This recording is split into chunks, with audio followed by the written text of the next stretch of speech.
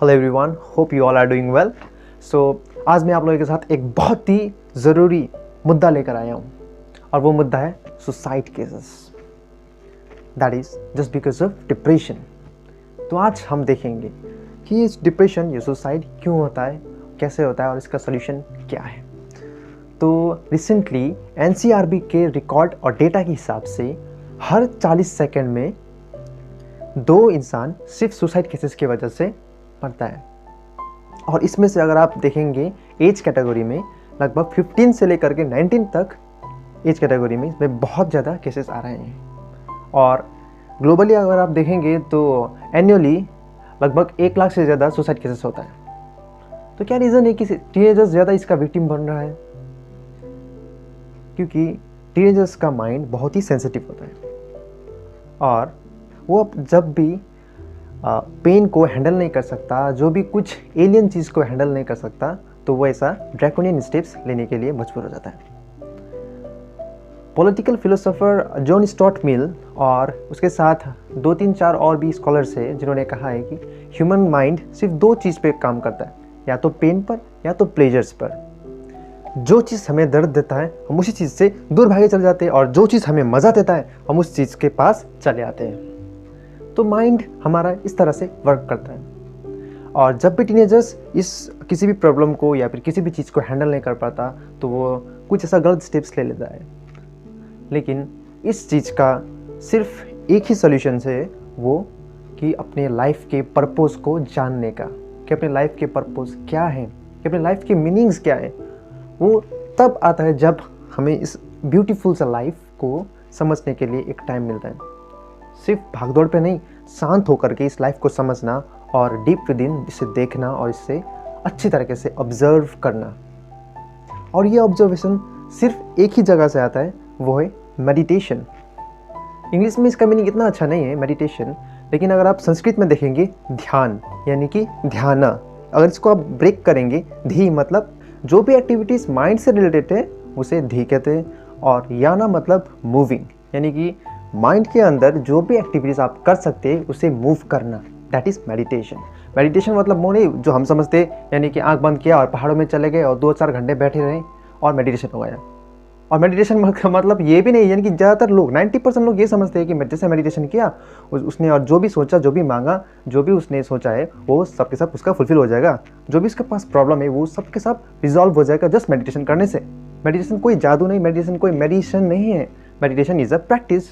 Meditation कोई साकल का बुम का पेंसिल नहीं जिसको जो भी चाहता सोचा, जो भी सोचा, मैं चाहूँगा साइकिल, मैं चाहूँगा खाना, जो भी बनाया वो पाया। बचपन में हम देखते थे ना साकल का बुम, वैसा नहीं है meditation. Meditation is an art, meditation is a practice जो आप करते हैं, यानी कि माइंड से। मेडिटेशन हमें एक ऐसा पीसफुल इन्वायरमेंट देता है जहाँ पर हम सोच सकते हैं, जहाँ पर हमारा थिंकिंग कैपेसिटी इन्हेंस होता है। जिस तरह से एक फ्लावर्स को ग्रो करने के लिए उसे एक सुइटेबल इन्वायरमेंट चाहिए होता है, उसी तरह से ह्यूमन माइंड को भी थिंक करने के लिए, अच्छी तरह से वर्क करने के लिए उसे एक इन्वायरमेंट चाहिए होता है। और मेडिटेशन वो इन्वायरमेंट उसे प्रोवाइड करता है। मेडिटेशन डायरेक्टली उसे सोल्यूशन नहीं देता किसी भी चीज़ का, मेडिटेशन डायरेक्टली किसी भी चीज़ का हल नहीं निकालता। मेडिटेशन उसे एक इंस्ट्रूमेंट देता है जिससे वो लड़ सकते हैं, जिससे वो उस प्रॉब्लम से फाइट कर सकते हैं। So that is meditation. Meditation का बहुत गलत मतलब निकाला जाता है और मेडिटेशन पे कोई ट्रस्ट नहीं करता। वजह यही है, अगर मेडिटेशन को सही ढंग से, इसका जो नेचर क्या है, इसका जो यूज़ क्या है, अगर हम इसे समझेंगे और मेडिटेशन को सही तरह से प्रैक्टिस करेंगे तो it will give us a very fruitful solution. तो मेडिटेशन सिर्फ यही है। मेडिटेशन ये नहीं कि सिर्फ आप जहाँ पर भी आपको एक कोना चाहिए होता है जहाँ पर कोई हल्ला शोर वो नहीं। मेडिटेशन वैसा नहीं, मेडिटेशन आप जहाँ पर भी कर सकते हैं। सिर्फ आपको आँख बंद करना, या फिर आप अगर कंफर्ट है तो आँख खुला करके भी मेडिटेशन कर सकते हैं। सिर्फ आपको अपने अंदर देखना है, क्योंकि अगर आप इस आँख से बाहर देखेंगे तो सिर्फ उसका भी एक लिमिटेशन है, आप वहीं तक देख सकते हो जहाँ तक ये आपका विजन पहुँचता है। लेकिन जब हम आँख बंद करते हैं और अंदर देखते हैं तो there is an stage where there is an infinite possibilities, जहाँ आप हर चीज़ को देख सकते हो, हर चीज़ को सोच सकते हो। And that is an stage of infinite possibilities, और वही है मेडिटेशन। मेडिटेशन का मतलब अपने अंदर को जानना। In simple word, meditation is being aware. आप किसी भी चीज़ को अवेयर हो जाओ, आपके आसपास की चीज़ को, आपके अंदर की चीज़ को अपने बहुत ही गहराई में उसे सोचो और उसे देखो और अपने आप को ऑब्जर्व करो, यानी कि अपने ब्रीथ को ऑब्जर्व करो।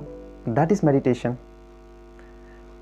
और जब हम इस स्टेज पे पहुंचेंगे तो हम हर चीज़ को अच्छी तरीके से प्रॉपरली समझ पाएंगे और प्रॉपर डिसीजन ले पाएंगे और प्रॉपर स्टेप्स ले पाएंगे, तो हर चीज़ को, हर प्रॉब्लम से हम डील कर सकते हैं। और देखिए, अभी तो मेडिटेशन हर कोई नहीं करता, बस कुछ ही लोग करते हैं इस दुनिया में। लेकिन जब हम मेडिटेशन करने शुरू करेंगे हर दिन, तो हमारे लाइफ में चेंजेस आना शुरू हो जाता है।